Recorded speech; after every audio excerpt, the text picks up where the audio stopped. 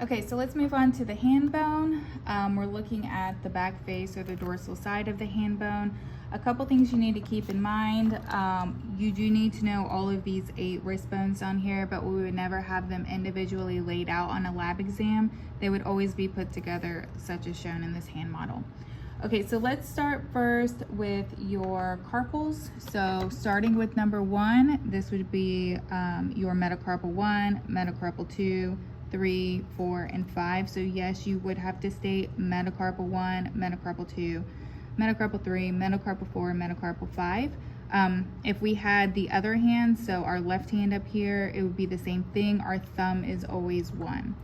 And then we move up here and we could get our 3 bones. So those are our phalanges. We have our proximal, middle, and distal phalanges. So those are our directional terms that we talked about in chapter 1. So this would be proximal because it's closer to the point of attachment. Then up here, this bone or this phalange because it's farther from the point of attachment. So again, so we have our proximal, middle, distal, same thing here, proximal, middle, distal. And if you look at our thumb, we're actually missing the middle phalanges. We only have a proximal and we only have a distal. And typically students always get mixed up if we put a sticker here and they actually say that it's the middle phalanges.